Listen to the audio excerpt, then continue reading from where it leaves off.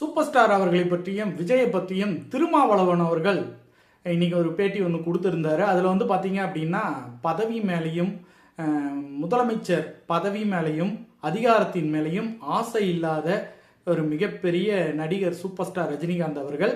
அதுவே வந்து பார்த்தீங்கன்னா விஜய் அவர்கள் வந்து பார்த்தீங்கன்னா அதிகாரத்தின் மேலேயும் பதவி மேலேயும் முதலமைச்சர் பதவி மேலேயும் மிகப்பெரிய ஆசை கொண்டவர் வந்து விஜய் அவர்கள் அப்படின்னு சொல்லிட்டு குறிப்பிட்டிருக்காரு.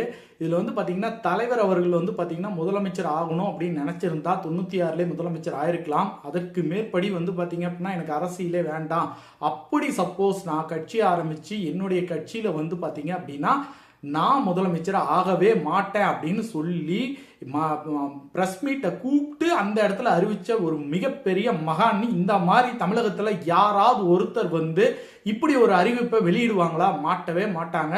Only one the legend.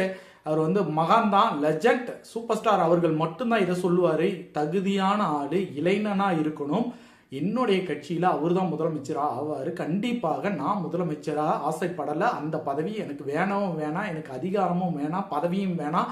ஆனா என்னுடைய சார்பில் ஒரு நல்ல நிகழ்வு நடக்கணும், என்னுடைய கண் பார்வையில அந்த நிகழ்வு நடக்கணும், அவர் வந்து ஒரு இளைஞனா இருக்கணும். அப்படிங்கிற வந்து ஒரு விஷயத்த வந்து பாத்தீங்கன்னா சூப்பர் ஸ்டார் அவர்கள் வந்து அன்னைக்கு பதிவு பண்ணாரு.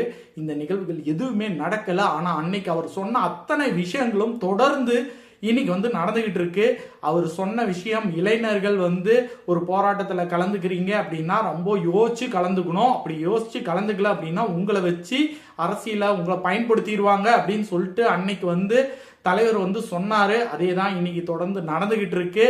பதவி மேலேயும் முதலமைச்சர் மேலேயும் அதிகாரத்தின் மேலேயும் ஆசைப்பட்டோம் அப்படின்னா மக்களுக்கு நல்லது செய்யவே முடியாது அப்படிங்கிறத தலைவர் ஏற்கனவே சொல்லிட்டாரு. தொடர்ந்து நடந்து